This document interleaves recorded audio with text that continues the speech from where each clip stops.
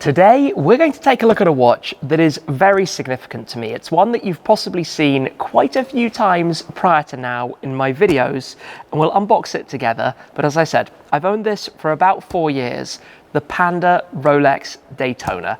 It is a very famous and very iconic Rolex watch. They have increased in value quite a lot since I was lucky to be able to buy it from the Rolex authorized dealer at retail price, but I've worn it almost as my daily watch for the last 4 years or so, which means it has been in somewhere approaching 1,000 different videos, and it's a watch that I really enjoy because of the motorsport connection in terms of, well, just everything about it, which we can discuss as we go through the unboxing process and talk a bit more about why it's so special for me as well. So let's remove the sleeve and experience a bit of this. We have the typical Rolex box, the beige with the Rolex crown on the top, which opens to reveal the very well-known green box within. Now, this is early stages for me of showing you different watches, so please bear with me. We will, of course, learn as we go. But this is a watch that, like I said, I was lucky to be able to purchase. There's a personal connection to it as well, and it was also around the time of my 30th birthday. So a bit of a 30th birthday present to myself at the time. I decided that I'd keep this forever, and you'll see why in a moment as well. But let's open it up to reveal the Rolex Cosmograph Daytona 116-500 LN with the white face. Now, if we remove just the other pieces that we've got here, of course it's used, we've got the spare parts in there, we've got the bezel cover, and take this out. I'll show you through more of the box as well, but it's always quite an experience to open a watch like this, as it should be. They are very expensive. The price has increased since I purchased it, and in fact it was updated as a model about 7 or so years ago from the original Daytonas, which actually date all the way back to the 1960s as well. Now, I was very keen to be able to acquire one of these. I'm a big car guy, as you probably know, and it has such closer links to motorsports. In fact, the name of the watch itself, Daytona, is after the Daytona town in Florida, but of course also the Daytona 24 Hours, the Daytona Speedway, and Daytona Beach, where back in the early 20th century, motorsports pretty much began driving on the sand. And in fact, I've driven my Shelby GT500 wearing this very watch on the sand in Daytona, and even have had this watch at Daytona race circuit as well. So it has even more significance through that. As a watch, it is officially, with quite a long name, but it is a Cosmograph, ceramic bezel, steel watch, and in fact the winners of the 24-hour race are actually gifted one of these, a special race winner version engraved on the back. Of course, this is the regular retail unit, we could say, but it's still a very special thing made with the black face and the white face. There are lots of different derivatives of Daytona, different materials, different colors, different color schemes, but this is one that's really grabbed a lot of attention in recent years, for many reasons, to be honest. The motorsports links continue, so you have the gauge around the outside of the bezel, which helps you work out your speed based on elapsed time, kilometers or miles, units per hour. You have the chronograph, of course, within the stopwatch effectively functionality. If we look at it a little bit closely, this particular watch has seen better days, as I have kind of said. It's a watch that I've worn a lot and could do with a service, and to be honest, a very full cleanup, and it will get that in the not too distant future. But the traditional 3-pusher style, you untwizzle it at the side to be able to pull this out to set it. We've got the mechanical movement with a 72-hour power reserve.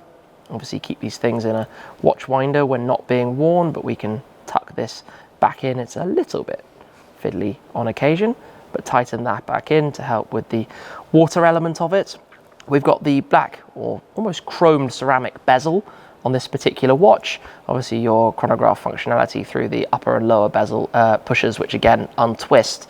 Around the back towards the clasp, fairly typical configuration, opens up, little Rolex graphic found within, and a lot of dirt, and in dire need, as I said, of a cleanup. So I apologize for any clean watch fanatics. I need to work on that one. We also have the option to extend it within there for a couple of millimeters of additional strap length, which certainly helps me as I'm frequently filming in hot climates in the Middle East, out in the USA at times, and other places. Although it's a watch that I have traveled with a lot up to this point, I think it will be staying at home a lot more now, considering where the values have gone several fold of what it was originally at the purchase price. And I was lucky to purchase this shortly before there was a price increase, quite a significant price increase at the time.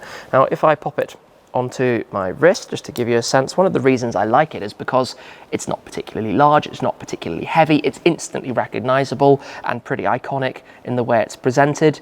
It also links quite closely to one of my favorite cars in my car collection, which is the Ford GT, because the race version of the Ford GT is in fact a Daytona 24-hour winner. So to have worn my Daytona on Daytona Beach and at Daytona, driving in one of my Fords, owning a Ford GT, just makes it feel like this is a watch that I'm never ever going to be selling, or even considering selling, despite the fact that they have, as I said, skyrocketed in value.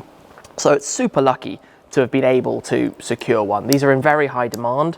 It is, I believe, a Rolex reward watch, meaning a watch that effectively you're able to purchase after the purchase of other items from the authorized dealer, as opposed to one that you can just walk in and be able to buy straight off. There is rumored a wait list, but I don't think the system quite works like that. I don't think you're ever going to get to the top of the wait list without making other purchases along the way. It's kind of like my experience with some of the supercar brands and the way that they go about their purchases as well.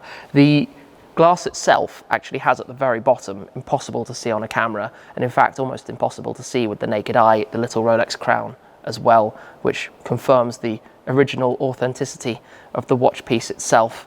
And it's just one that I can't say enough. To me, even though it's a bit battered and bruised, that gives it patina, that gives it the sense of life that it's had and will continue to have, whether it's something I bring out for special occasions or whether it's something that just comes out, you know, on a more regular basis again, or perhaps even never, who knows. And especially when it's mated with the Deakin and Francis Ford GT cufflinks, again for owners of Ford GTs, seeming to be a very perfect match to the Rolex Daytona. It says on the display, Rolex Oyster Perpetual Superlative Chronometer officially certified Cosmograph Daytona. It's a lovely watch, and I'm sure you can see, combined with extra personal elements as well, why it's one that I will never say farewell to. And you've seen it a lot of times in the videos to date. In fact, this watch has probably been over 200 miles an hour in a car quite a few times. It's been to many countries around the world, and it's a really, really, really nice watch.